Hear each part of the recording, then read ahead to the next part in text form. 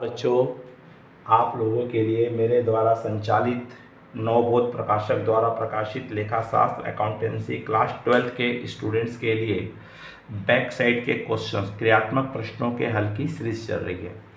इसी क्रम में हम देख रहे हैं चैप्टर नंबर 5 साझेदारी का पुनर्गठन, जिसका पार्ट चल रहा है हमारा डेथ ऑफ पार्टनर, साझेदार की मृत्यु, जिसमें हम देख रहे हैं साझेदारों के मृत साझेदार के उत्तराधिकारी को राशि किस प्रकार से भुगतान की जाती है, जिसमें हमारा है वार्षिकी भुगतान विधि के द्वारा देख रहे हैं, जिसमें हम देखेंगे क्वेश्चन नंबर 40, क्वेश्चन नंबर 40, जिसमें एन्युटी सस्पेंस अकाउंट हमको बना करके निकालना होता है। बच्चों, अगर इस चैनल में नए हैं या पहली बार देख रहे हैं तो तत्काल आप इस चैनल को सब्सक्राइब कर दीजिए, आइकॉन बेल को पुश कर दीजिए, जिससे कि आपको आने वाले वीडियो के हल की सूचना तत्काल मिल सके। चलो बच्चों, देखते हैं क्वेश्चन नंबर आपका 40 क्या कह रहा है और ये किस प्रकार से सॉल्व किया जाएगा। तो यहाँ पे 3 पार्टनर है, पवन, पंकज और पलाश समान साझेदार हैं। जो 31 दिसंबर 2012 को पलाश की मृत्यु हो गई, मतलब थर्ड पार्टनर की डेथ हो गई है। इसी तिथि को उसे देय राशि 50,000 रुपये है। यह निर्णय लिया गया कि राशि में 10,000 रुपये वार्षिक भुगतान द्वारा किया जाएगा। इसका प्रथम भुगतान 1 जनवरी 2013 को होगा। शेष अन्य भुगतान भी 1 जनवरी को किए जाएंगे। जिसके उत्तराधिकारी को यह राशि मिलती थी, उसकी मृत्यु 3 जनवरी 2015 को हो गई और प्रतिवर्ष अदत्त राशि पर प्रतिवर्ष ब्याज दिया जाता है 10% और वार्षिकी उच्चन खाता बनाइए। तो इसके पूर्व वाला क्वेश्चन बनाए बच्चों, सेम है।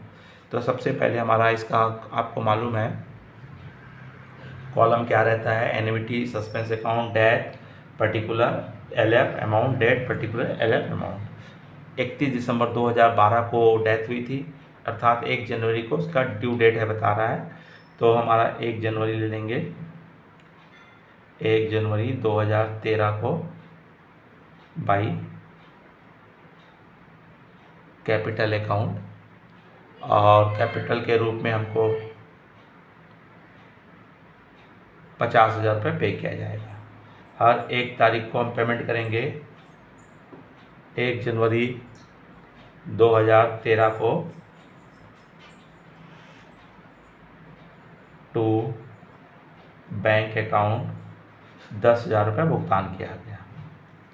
अब 31 दिसंबर 2013 को इसको इंटरेस्ट मिलेगा और इंटरेस्ट देते समय इस 50,000 में 10,000 माइनस हो जाएगा, तो आपका क्या है 40,000। इस 40,000 का आपको 10% क्या निकालना है, इंटरेस्ट निकालना है। तो 4,000 रुपये आपको क्या मिल देगा जाएगा, इसको बकाई राशि पर आउटस्टैंडिंग अमाउंट पर इंटरेस्ट दिया जाएगा। तो 54,000 में से 10,000 घटा देंगे तो 44,000 रुपये हमारा क्या आएगा 31 दिसंबर 2013 को।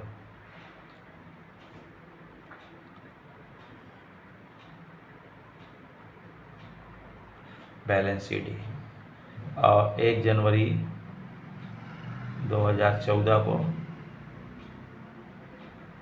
बाई बैलेंस ले आओ 44,000 रुपये। अब इस पे फिर वही प्रक्रिया चलेगी। 31 दिसंबर 2014 को इंटरेस्ट निकालेंगे। उसके पूर्व 2014 1 जनवरी को ये क्या कर दे रहा है, पेमेंट कर दे रहा है बैंक अकाउंट 10,000 रुपये। तो जो इंटरेस्ट निकलेगा 44,000 में से 10,000 माइनस करेंगे, 34,000 आएगा, इसका 10%, तो कितना ब्याज आएगा 3,400।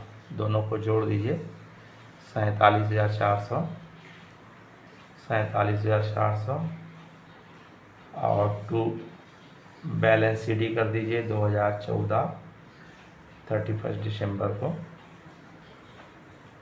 37,400,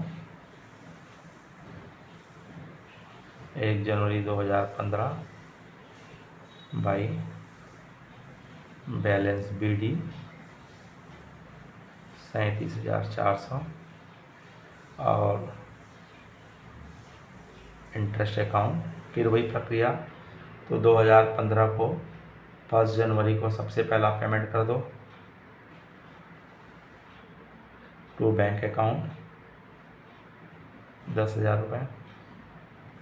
अब उसके बाद वही 37,400 में 10,000 माइनस करोगे 27,400 का 10% 2,740। तो टोटल करोगे 40,140। और फिर 2015 को 31 दिसंबर को टू बैलेंस CD 10,000 घटाएंगे तो 30,140। अब 1 जनवरी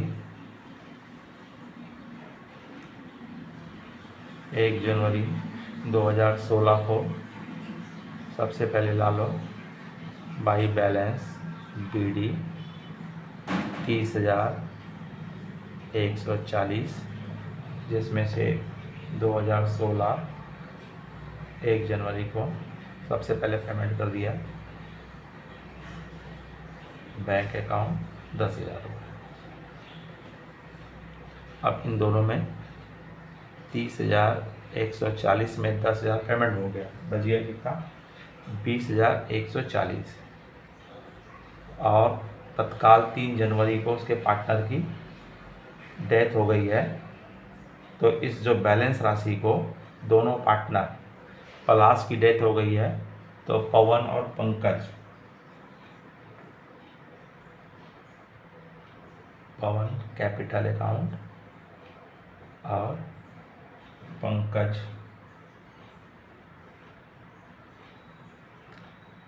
और 20,140 को डिवाइड कर दो 2 से, तो 10,070 मिलेगा। तो इस तरह से दोनों पार्टनर को 10,070 रुपये बकाई राशि मिल जाएगी। इस तरह से यह अकाउंट्स क्लोज हो जाएगा 30,140। तो बच्चों ये था आपका एनमिटी सिस्टम से साझेदारी के मृत साझेदार को किस प्रकार से भुगतान किया जाता है उससे रिलेटेड प्रश्न था। बच्चों अगर ये प्रश्न समझ में आया होगा तो लाइक कीजिए, अपने अधिक से अधिक मित्र साथियों को शेयर कीजिए और कमेंट्स बॉक्स में अपनी राय अवश्य दीजिए। नमस्कार, जय हिंद, जय भारत।